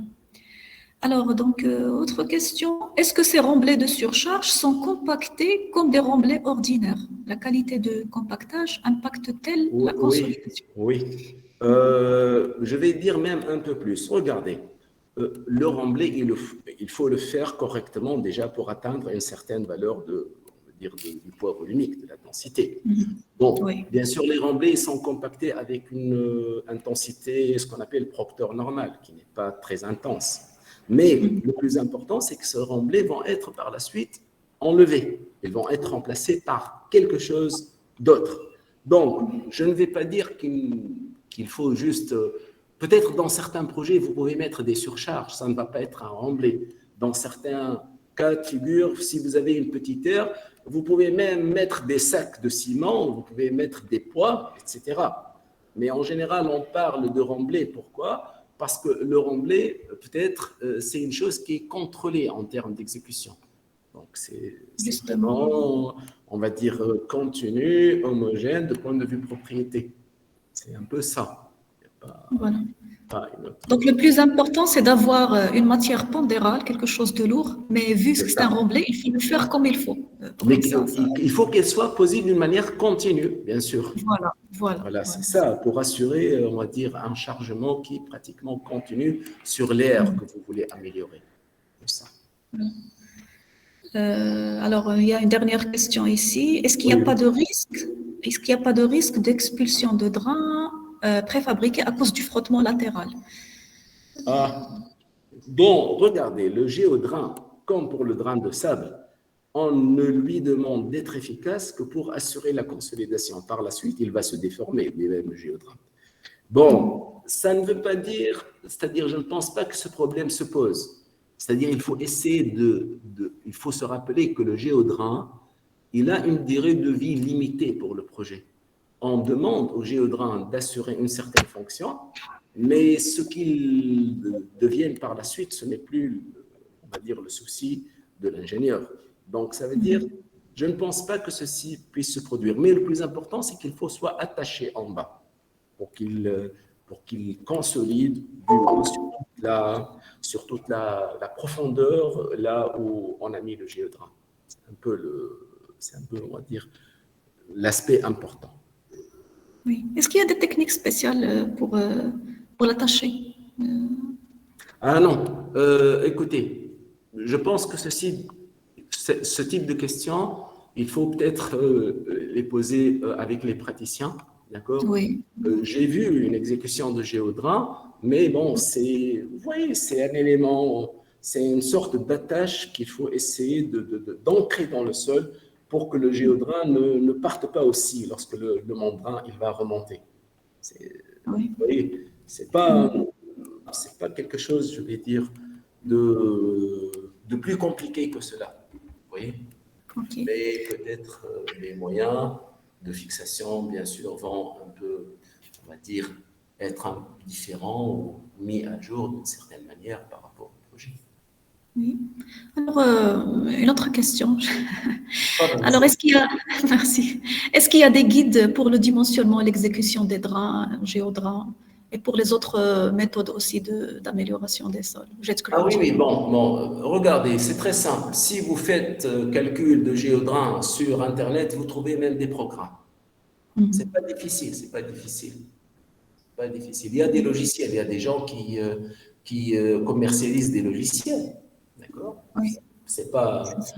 Voilà, mais document de référence, bien sûr, certainement, il y a une norme, etc. Mais je veux dire, c'est pas quelque chose de difficile. L'ingénieur, géotechnicien peut faire cela pour le prédimensionnement. C'est pas une tâche difficile. Peut-être c'est les valeurs des paramètres. Il doit faire attention aux valeurs des paramètres. OK. Moi, je me pose la question à propos de la différence entre les géodrans et les colonnes ballastées. Les colonnes ballastées peuvent faire l'objet d'une fondation, mais pour le géodrin, il n'y a pas Oui, ce... tout à fait, tout à fait, tout à fait, tout à fait. D'accord. Bon, de toutes les façons, moi, j'ai la troisième présentation sur le renforcement par colonne. Peut-être Oui, vous allez mieux voir. d'accord. Merci, professeur. Je pense que nous avons fait le tour des questions. D'accord, d'accord. Merci, Bon, merci Simonir Aïcha. pour cette excellente présentation. Et j'espère vous voir un jour prochainement à l'école Mohammedia pour venir faire, faire un séminaire en présentiel Inch'Allah. et plus discuter avec vous hein, sur tous ces points-là. Et voilà, et moi je voudrais que vous passiez le bonjour à si Hatim Zanzri, et si directeur de l'ENIT, et si Jamal Naji, Je ne manquerai pas. Merci. avec qui j'ai eu l'occasion de collaborer. Inch'Allah. Et voilà, ben, j'espère vous. Et je suggère à madame, à ma collègue professeur Brahmi d'inviter Simonir pour la prochaine thèse qui sera faite au niveau sur la géotechnique en tant que membre du jury. Ce sera l'occasion de renforcer le partenariat entre l'ENIT et l'EMI. Tout à fait, tout à fait. Inch'Allah, barakallahu fik. Inch'Allah, oui, Inch'Allah. Donc, est-ce que je peux vous présenter un peu la troisième présentation? Oui, oui, professeur. À vous la parole. D'accord. Donc, cette partie-là, de point de vue développement, elle va peut-être montrer les choses beaucoup plus en détail sur les sols renforcés par colonne, notamment en matière de dimensionnement. Donc, je vais dire, là, c'est en anglais, mais j'espère que ce handicap ne vous permette pas de suivre. Donc, on va faire une petite introduction pour définir une fondation sur sol renforcé par colonne, ses avantages, les méthodes d'exécution, mais on va parler surtout d'une méthode de dimensionnement, je vais dire, que j'ai moi-même établie et bien sûr qui a été implémentée dans un logiciel, et surtout l'analyse de divers cas d'études pour, bien sûr, la mise en œuvre, et je terminerai par conclusion et on va dire quelques recommandations, notamment pour les jeunes. Donc, nous savons très bien que l'amélioration d'un sol in situ, qu'il soit faible ou très compressible dans ces régions côtières, peut être une argile molle ou même un sable lâche, qui ont des caractéristiques qu'on connaît. Une argile molle, c'est une cohésion inférieure à 30 kPa. Un sable lâche, c'est un nombre de frottement inférieur à 30 degrés ou un nombre SPTN inférieur à 10. Alors, le renforcement, bien sûr, se fait en ajoutant un matériau qui a des caractéristiques meilleures, une résistance meilleure, et le traitement peut être fait du sol même en ajoutant un liant, pour parler du traitement en profondeur. Alors, les avantages sont à la fois l'augmentation de la capacité portante, la réduction du tassement, l'accélération de consolidation, mais il y a un autre aspect, c'est l'élimination presque du phénomène de liquéfaction. Donc, lorsqu'on parle de l'installation, je remets le schéma qui rappelle que l'installation ou l'exécution des colonnes dépend du type de sol. Alors, ce diagramme très connu, qu'est-ce qu'il dit? Il dit que si je suis du côté, on va dire, des graviers et sables, vous voyez qu'on fait plutôt ce qu'on appelle la technique de vibrocompactage. Alors, si je m'achemine vers les siltes, limon et argile, il vaut mieux faire les colonnes ballastées. Ce n'est pas une question de choix, mais parce que l'exécution n'est plus facile. L'exécution du vibrocompactage ne se fait plus de la même manière. Et là, vous voyez la mise en place d'une colonne ballastée d'une certaine manière. Et juste, il faut faire attention au schéma en ce qui suit. Regardez bien ici, vous avez ce qu'on appelle le vibreur. Donc, vous avez le vibreur ici, ce niveau-là. Le vibreur, par un jet d'eau très intense, il va arriver jusqu'à la profondeur en question. Par la suite, vous allez donc ajouter le matériau de renforcement de différentes manières. Je vais peut-être montrer un schéma. Et lorsque le matériau il est en bas, qu'est-ce qu'on va faire? Regardez le diamètre du vibreur. Vous allez faire une expansion latérale du sol pour que ce matériau qui est en surface prenne un diamètre plus grand. Ça veut dire que vous substituez par ajout de matériaux, mais le sol qui était là, où est-ce qu'il est allé? Il est refoulé. C'est pour cela on écrit que le sol initial, il a subi une expansion latérale. D'accord? Et bien sûr, en allant du bas vers le haut, avec des passes bien précises, vous allez former votre colonne. Donc, vous voyez que ici, la mise en place de la colonne ne se réduit pas uniquement à l'ajout du matériau qui a de bonnes caractéristiques, mais le sol initial lui-même, il est amélioré. Pourquoi? Parce qu'il a subi une expansion. Alors ici, c'est le fameux procédé du mélange en profondeur, deep mixing, c'est-à-dire mélange en profondeur. Le mélange en profondeur, il est plus rapide. Vous avez une tarière, grosso modo, que vous allez faire pénétrer dans le sol, et par l'axe de la tarière, pratiquement, vous allez ajouter le liant, bien sûr, pas aussi simple que je suis en train de dire, et par la suite, vous mélangez le sol en allant du bas vers le haut, et cette action de mélange, c'est comme si on fabrique un liant, c'est comme si je fabrique du ciment. Il faut laisser, il va y avoir des réactions qui vont se produire, on appelle les réactions pozzolaniques, et il faut attendre un certain temps pour qu'il y ait le curage. C'est-à-dire que j'ai traité le sol, là c'est un traitement parce que j'ai ajouté un liant qui permet d'atteindre un matériau qui a de caractéristiques beaucoup meilleures. Et vous voyez, contrairement aux colonnes ballastées, c'est que vous pouvez faire ces éléments-là même d'une manière adjacente. Vous pouvez faire un mur, je dis bien un mur de colonnes en sol traité au liant. Donc, la chose la plus importante par rapport aux colonnes ballastées, je peux dire que le sol autour des colonnes n'est pas amélioré parce que l'action de la mise en place, elle est vraiment localisée sur la colonne qu'on est en train de former. Une autre technique très connue à l'origine développée par les Japonais, les pieux de sable compactés, elle est pas tout à fait comme les colonnes ballastées, pas comme les pieux de sable que j'ai montré tout à l'heure. C'est que vous allez faire un forage dans le sol, vous allez avoir un élément qui, bien sûr, pénètre dans le sol, mais vous voyez là que vous avez un tubage. Et dans le tubage, vous allez compacter le sol. C'est pour cela qu'on dit compacter. Lorsque vous mettez le sable, vous allez le compacter. Et lorsque vous le compactez, regardez bien avant le compactage que le diamètre, il est ceci. Et lorsque vous compactez, le sol, il est refoulé latéralement. Donc, ça veut dire que le refoulement latéral du sol, ce n'est pas une action horizontale comme le vibreur, c'est plutôt une action verticale. Et ça crée une différence par rapport aux colonnes ballastées. Donc, ça veut dire, je peux dire que j'ai 3 procédés les plus utilisés. Donc là, la présentation, je peux dire, elle contient des aspects un peu plus en termes d'équations ou théoriques. Alors pour moi, lorsque j'ai des colonnes, d'une manière générale, je ne veux pas que mes colonnes soient uniquement sur un substratum rigide. Moi, je veux avoir même des colonnes, ce qu'on appelle flottantes. Et ceci, c'est faisable. Donc lorsque je vais parler des colonnes, elles sont sur substratum lorsque leur longueur HC est égale à toute la profondeur qui m'amène au substratum. Si elles sont flottantes, c'est que leur longueur HC est inférieure à H.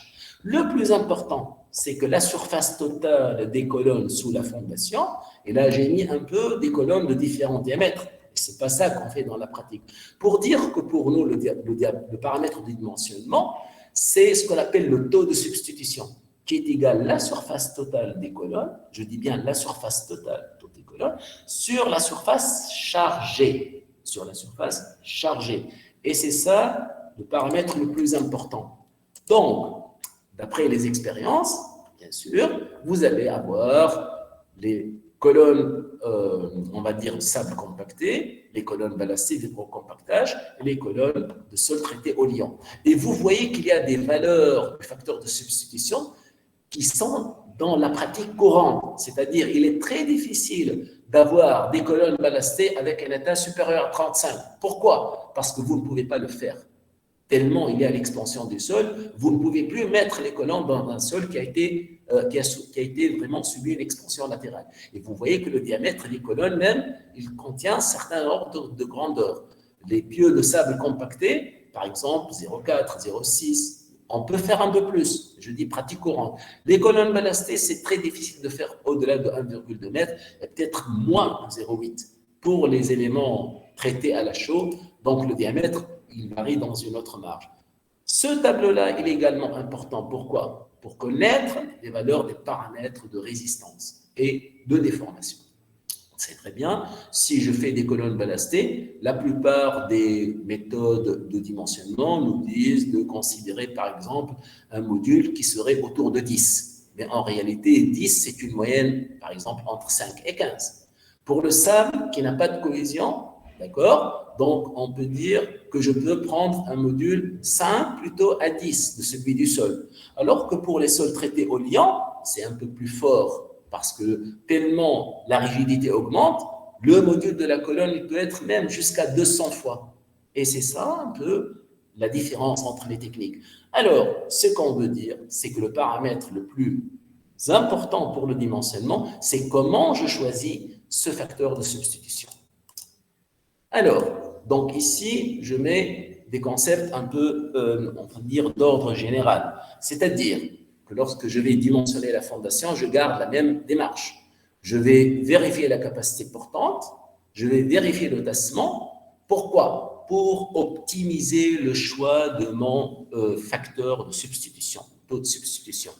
Alors, ceci, pour le faire, on peut analyser différentes possibilités de renforcement. Et bien sûr, il faut valider les prédictions par ce qu'on appelle les plots d'essai.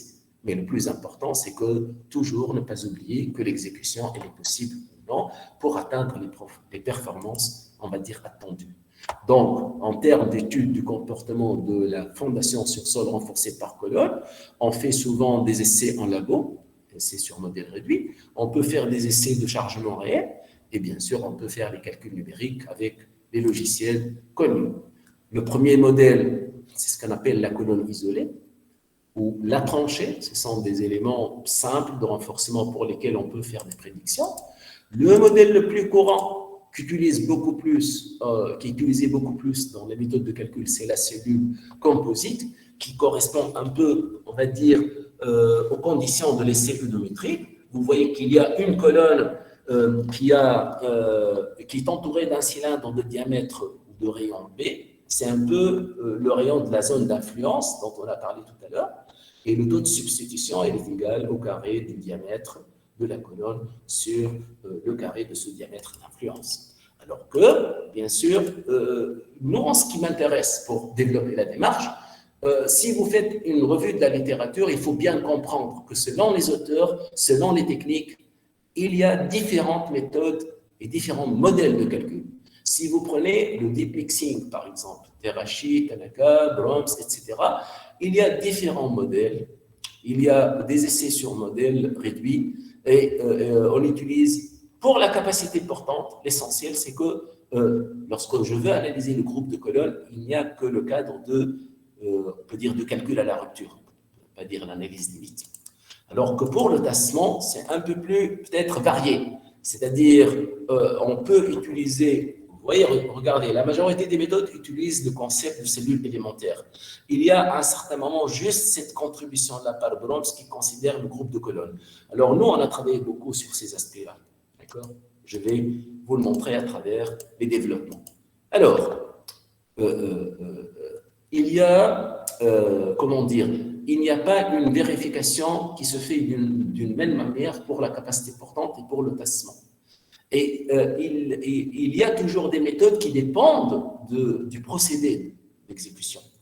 Alors, le plus important, la question à laquelle à un certain moment, j'ai vu, mais on ne pensait pas à optimiser la quantité de ce matériau de colonne et on ne l'a pas bien analysé. Et c'est pour cela que le problème est là. Moi, je veux proposer une méthodologie où je tiens compte à la fois de la capacité portante et du tassement pour aboutir à une optimisation de ce facteur. Alors, la méthodologie suggérée, elle repose, on peut dire, sur deux étapes. Capacité portante, tassement admissible, ou calcul de tassement, et bien sûr, quelle plus-value elle va me donner. Je vais parler de sa validation et bien sûr de sa programmation de logiciel. En analysant différents cas d'études, par exemple les colonnes sur substratum, et pour vérifier un peu l'intérêt de cette méthodologie et comment je peux l'étendre aux colonnes flottantes aussi. Alors, de point de vue calcul, je dis que mon sol renforcé est composé de deux phases, le sol initial et le matériau des colonnes. En général, je vais noter cohésion et angle de frottement avec un S pour le sol, et comme pour la rigidité, le module Young et le coefficient de Poisson pour le sol. Pour la colonne, je vais me contenter de phi et d'une cohésion CC qui est proportionnelle à la cohésion du sol. Alors que je suis sûr, pour tous les cas, le module de rigidité ou du Young des colonnes il est supérieur à celui du sol.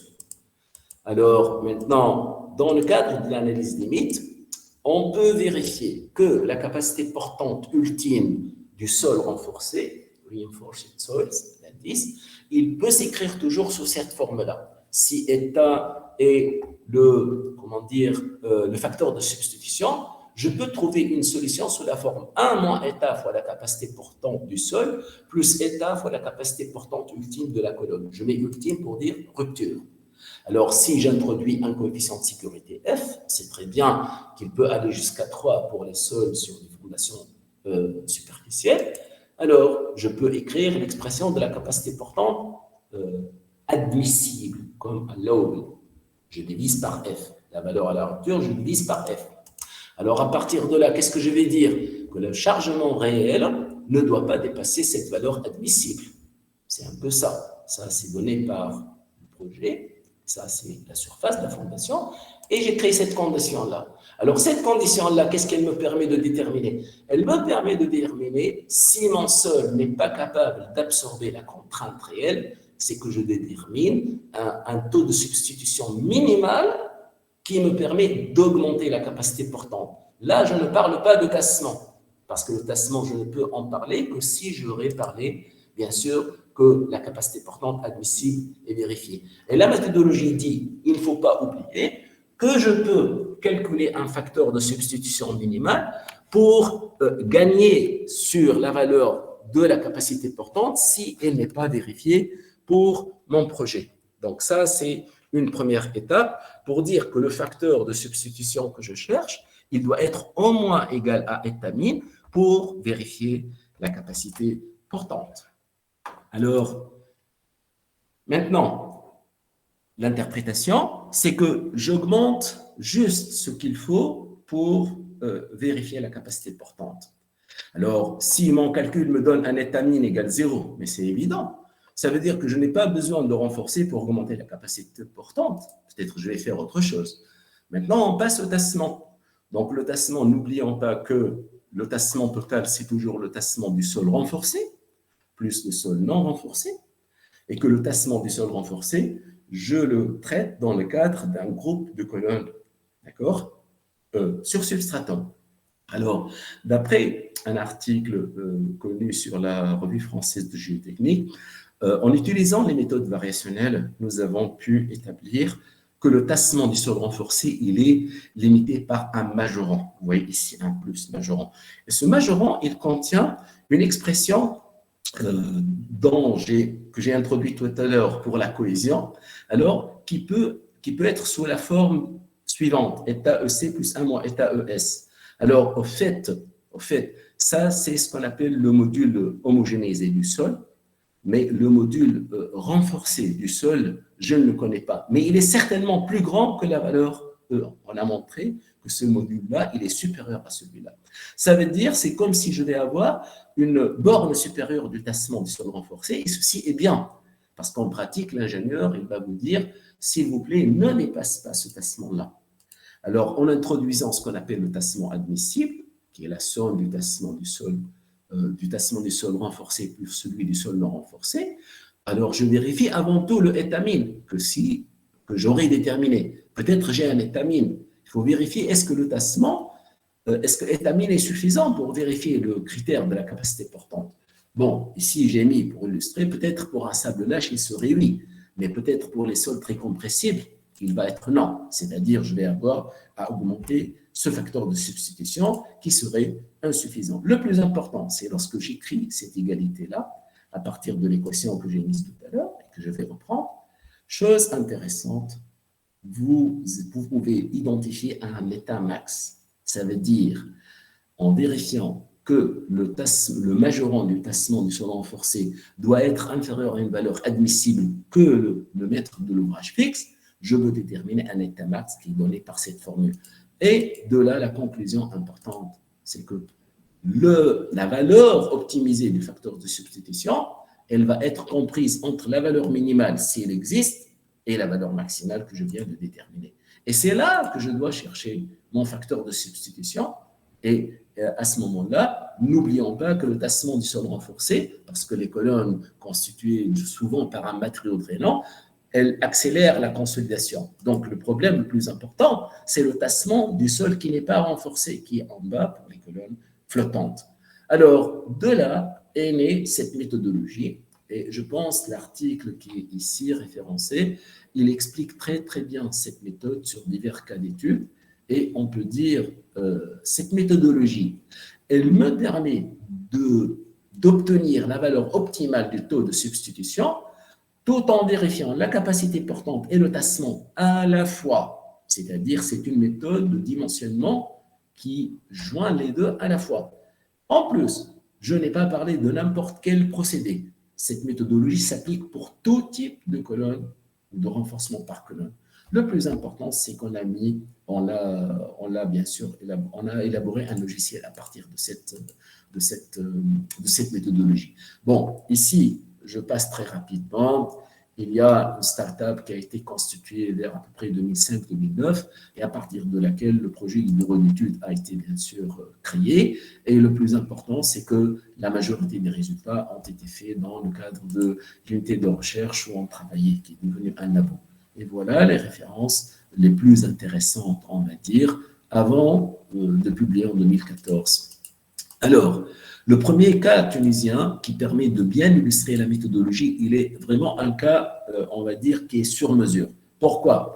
Parce qu'on a un réservoir de grand diamètre, 54 mètres, et on a une couche de sol compressible au sud tunisien, du côté de Zarzis, juste de 7 mètres. Donc, vous vous imaginez que le diamètre du réservoir, il est 6 fois plus grand que l'épaisseur. C'est pratiquement le modèle de Vitry. Alors, pour ce projet-là, on vérifie avec les données qui sont ici que la valeur minimale est de 13% du facteur de substitution, mais elle ne vérifie pas la valeur du tassement admissible de 6 cm. Alors, le logiciel Columns permet de dire que 30,64%, c'est la valeur optimale en considérant 6. Et le plus important, c'est qu'en revenant au projet, ils ont exécuté avec 35% et que le nombre de colonnes de diamètre 1,2 était de 708 et que la méthodologie adoptée ou proposée par ce qu'on a fait, elle donne quelque sorte un gain sur le renforcement.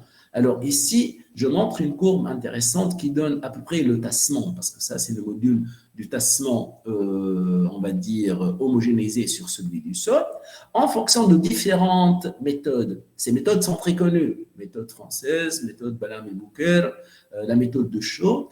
Et le plus important pour moi, c'est que notre méthode, elle est du côté de la sécurité. Elle donne un minorant du module du sol renforcé. Ça veut dire quoi, un minorant du module? Ça veut dire un majorant pour le tassement, parce que c'est inversement proportionnel. Et pour ce projet-là, donc, si on interprète les résultats, donc pour le problème de la capacité portante, je ne parle pas de la capacité portante, ce n'est pas un centre d'intérêt. Mais pour le tassement, regardez bien, on a fait des mesures sur le pourtour de réservoir. On a trouvé 4. Notre méthode prévoit 5,8 en termes de valeur uniforme. La valeur par Balam et Bouker, c'est 5,1. Lorsqu'on choisit le modèle eudométrique pour le sol renforcé, c'est 4. Et là, nous avons 5,5. Et la méthode de prix très connue, elle donne 6. Donc, vous voyez ici que, du point de vue dimensionnement, on a exécuté 35% pour mettre 708 colonnes, alors que notre analyse permet de dire que je peux utiliser 30,6 pour ne pas avoir que c'est négligeable et que le nombre de colonnes, il serait de 620. Alors, le plus important, c'est que ce cas d'étude, il nous a permis de valider la méthodologie parce que c'est un cas qui est documenté et c'est un cas où on maîtrise les paramètres. La deuxième interprétation du résultat, c'est que lorsqu'on voit toutes les prédictions qui sont du côté de la sécurité, dans notre méthode qu'on propose, on n'a pas tenu compte de l'amélioration. Je vous ai dit que lorsqu'on met la colonne ballastée, on fait une expansion latérale. De ce fait, le module du sol initial, il s'améliore. Et par, on va dire, une analyse back analysis, c'est-à-dire on va revenir un peu par le résultat.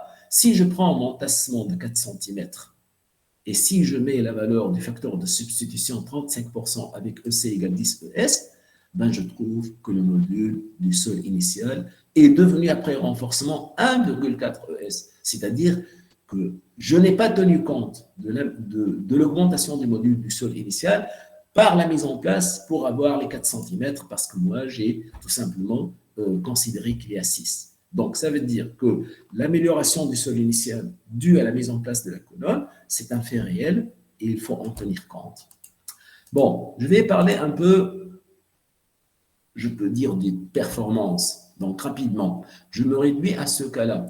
Donc là, c'est un projet de recherche au Japon sur lequel on étudie le comportement des remblais sur sol renforcés par des colonnes traitées au ciment et au liant.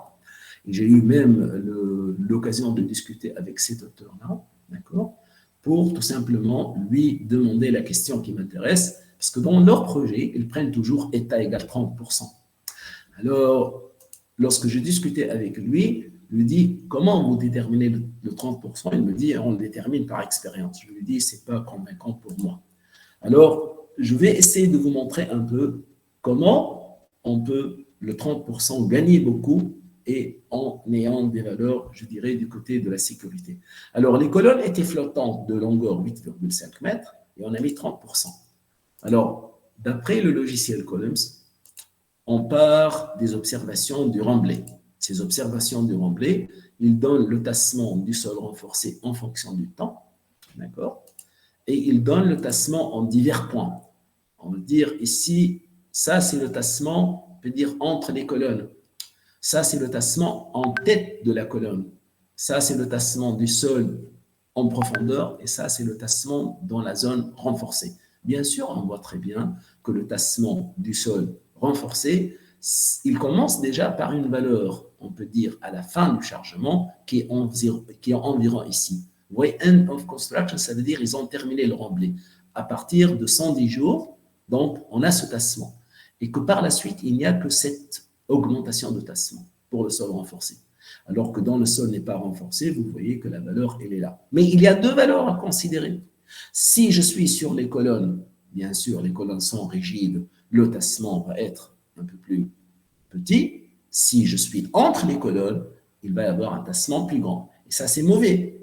Pourquoi? Parce qu'il n'y a pas quelque chose à la surface, ce qu'on appelle la couche de drainage, comme on a dit tout à l'heure, à la surface pour uniformiser le tassement.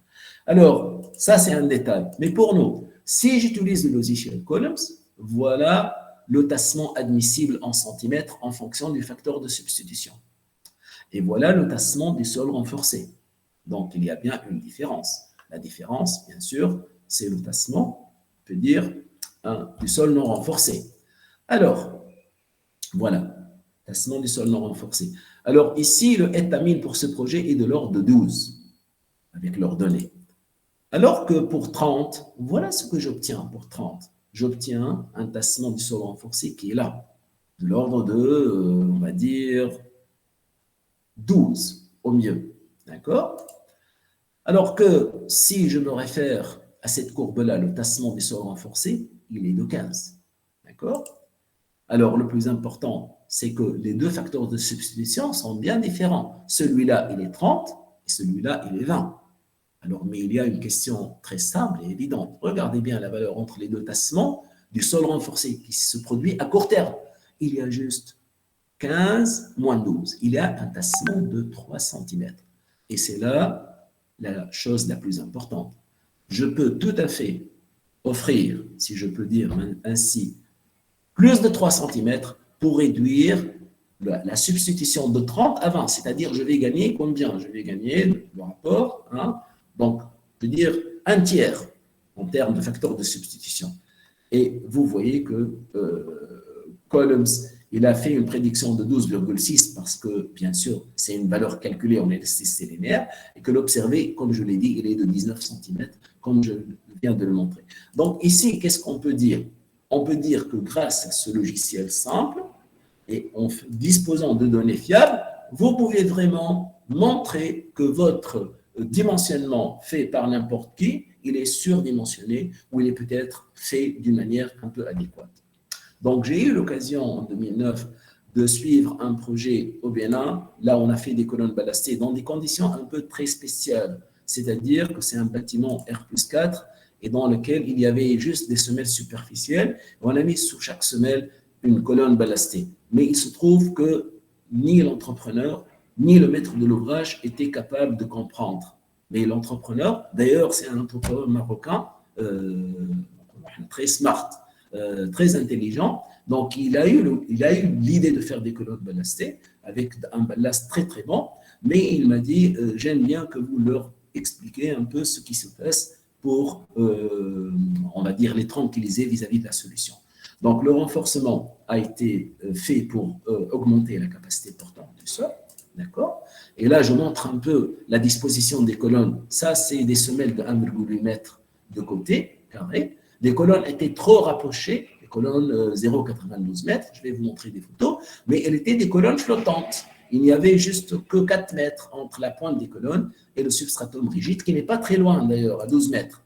Alors, une colonne isolée sous un appui, je vais dire, entier, elle est confinée. Elle est entourée de 4 colonnes, c'est-à-dire autour de chaque semelle, il y a une semelle sous la colonne et il y a 4 colonnes autour de la semelle, c'est-à-dire c'est comme si un peu surdimensionné.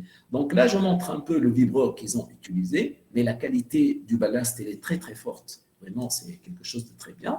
Vous voyez un peu, lorsqu'on utilise des jets d'eau, un peu l'état du chantier, d'accord?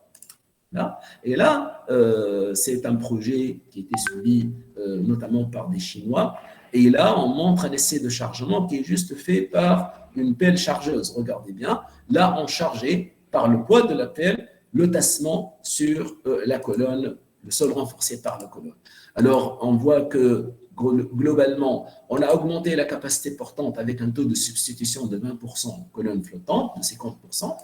Et que le gain sur le module, il est à peu près 25 fois celui du sol initial. Pourquoi? Parce que vraiment, on était dans une région lagunaire.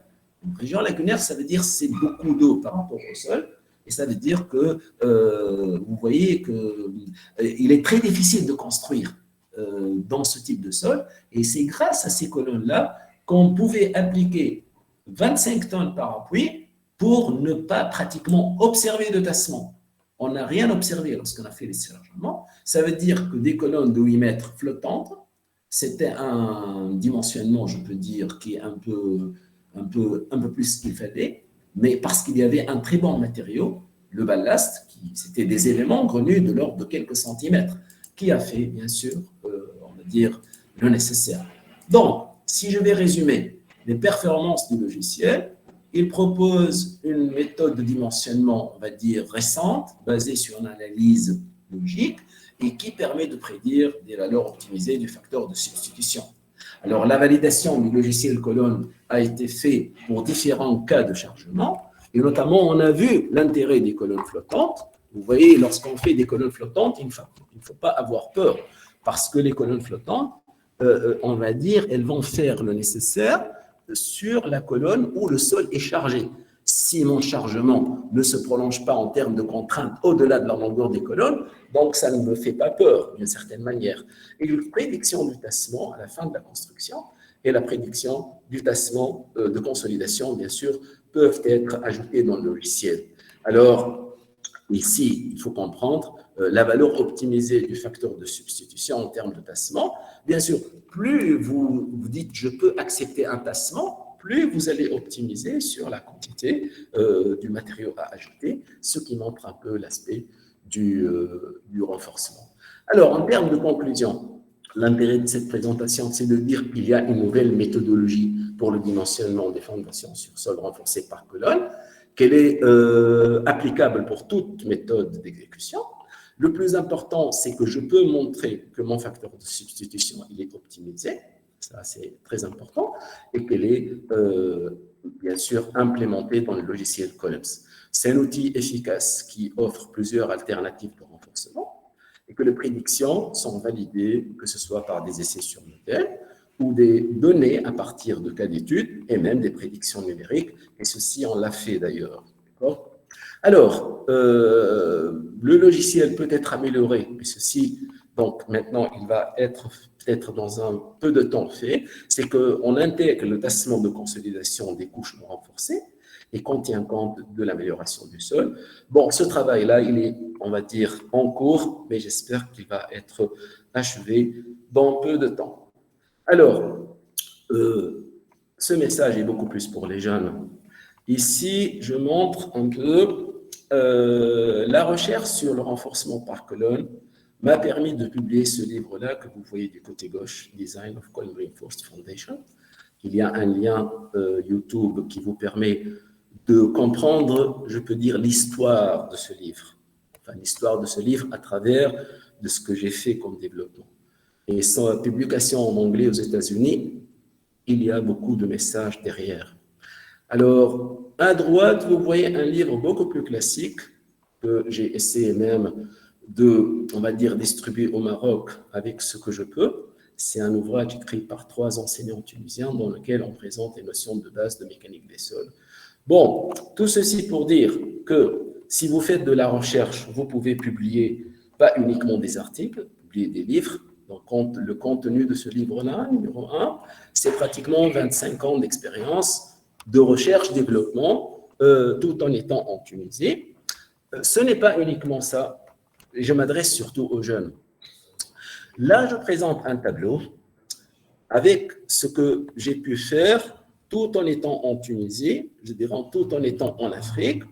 Voilà, vous avez une liste de candidats qui ont déposé ou qui ont soumis ou qui vont soumettre des thèses de doctorat. Et vous voyez ici qu'il y a 2 lignes en rouge. Alors, le premier, c'était M. Seyfeddine Tabchouch, un Algérien. J'ai eu le plaisir de co-encadrer. Il a fait sa thèse à l'université de Biskra. Par la suite, il est devenu un enseignant permanent à l'université de Sétif.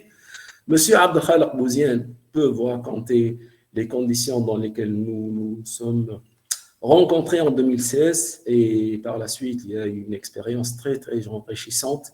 Donc, j'ai pu l'amener jusqu'à la soutenance de sa thèse récemment, en décembre 2021. Il n'y a pas uniquement le Maghreb, je dirais, par ces 2 personnes-là que je respecte et que j'ai vraiment eu comme des amis, mais il y a d'autres thésards de l'Algérie. Il y a même une thésarde du Soudan qui prépare sa thèse à l'Université de technologie de Malaisie. D'accord ? Voilà. Mon message, c'est que placez l'Afrique comme étant votre premier centre d'intérêt. Et je le répète encore, Ceci, c'est un message auquel il faut méditer. Donc, je vous remercie et je suis prêt à des questions si vous en avez. Merci beaucoup, professeur Bossedan. Merci beaucoup pour cette présentation et aussi pour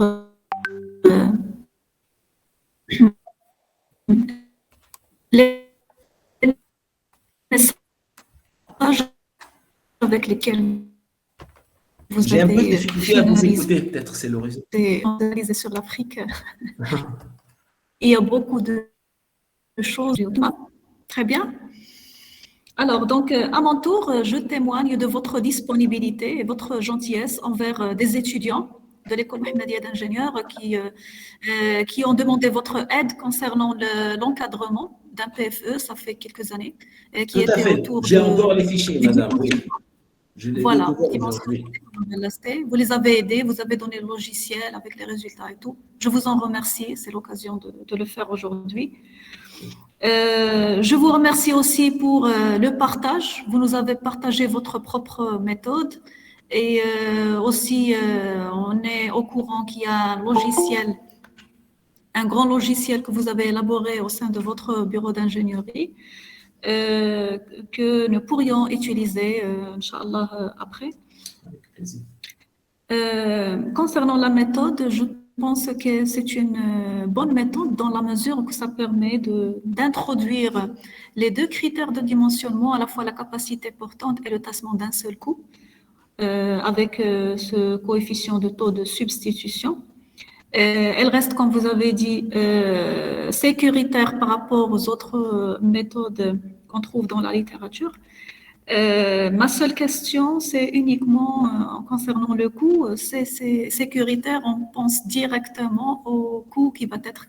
Si on dit sécuritaire, on pense automatiquement au côté optimisation. Oui. Dans ce sens-là, comment vous pouvez Oui. vous pouvez l'expliquer ça? Merci Oui, à vous. oui. C'est un peu.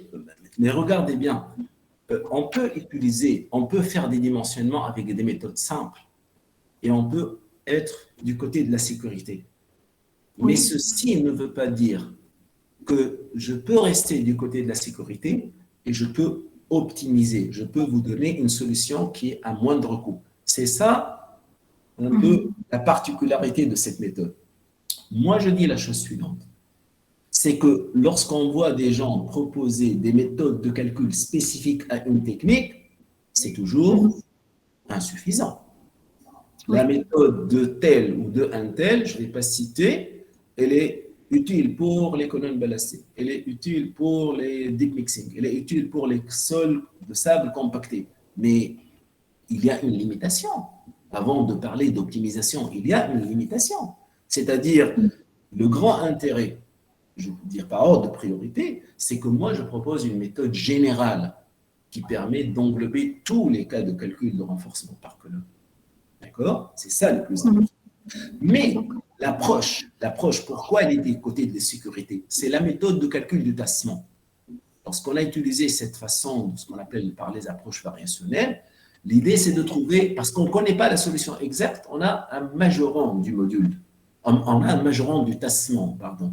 Le majorant du tassement, si vous dites je surestime le tassement, théoriquement, ça veut dire c'est que vous sous-estimez le module de déformation du sol renforcé. C'est ça. Donc, moi, je préfère donc utiliser ce critère-là, mais avec un modèle, regardez bien, groupe de colonnes. Moi, j'ai dit groupe de colonnes. Les autres méthodes, j'ai montré les tableaux, c'est beaucoup plus cellules composites ou essais sur modèle ou quelque chose comme ça. Les méthodes avec groupe de colonnes sont peu nombreuses. Ça veut dire que c'est peut-être l'approche avec laquelle on a vu le problème qui m'a permis à la fois d'optimiser et d'être du côté de la sécurité, mais ceci, c'est des choses qui sont tout à fait vérifiées sur un cas. On est bien sûr de ce que je veux dire. Ok, professeur, d'accord. Donc, c'est une méthode qui assure les deux à la fois. Oui, oui, oui. Mais vous la trouvez que dans le logiciel Columns, de toutes les façons. D'accord. On peut la faire à la main, rapidement. Mais l'idée, c'est que, bien sûr, on optimise par des itérations. Oui. Donc, je pense que sur votre ouvrage, tout a été bien expliqué avec toutes les étapes. Oui, l'ouvrage, il contient, enfin, l'ouvrage, il est, dans son contenu, il est unique. Oui. Ce n'est pas, moi, je ne reprends pas des notions. Le chapitre 1, je rappelle aux participants qu'il est téléchargeable sur Internet. Le chapitre 1 de l'ouvrage Design of Column Reinforced Foundation. On parle des techniques, des paramètres, etc. Mais le développement de la capacité portante, du tassement et des méthodes numériques, etc., c'est dans les autres chapitres. Donc, l'ouvrage est en relation directe avec le logiciel. Donc, là, il faut prendre l'ouvrage. Automatiquement, il faut prendre avec le logiciel pour pouvoir… Oui, oui. D'ailleurs, il y a un des États-Unis, il a vu l'ouvrage et par la suite, il a acheté le logiciel. Oui, c'est ça. Oui. L'ouvrage, c'était un moyen de mieux distribuer le logiciel aussi. Voilà. Ok, très bien, professeur. C'était un grand plaisir de vous accueillir aujourd'hui. J'espère qu'il y aurait d'autres rencontres. Barakallahu fik. J'espère qu'il y aurait, Inch'Allah, d'autres rencontres, soit à distance, soit en présentiel. Oui, tout à fait. Tout à fait. Moi, à mon tour, je remercie tous les gens qui ont participé. Tout le temps que vous avez consacré. Merci. Barakallahu fikum. Merci à vous. Donc, à la prochaine, Inch'Allah. Merci à toute l'assistance. Au revoir. À la prochaine. Au revoir. Au revoir. Salut. Salut.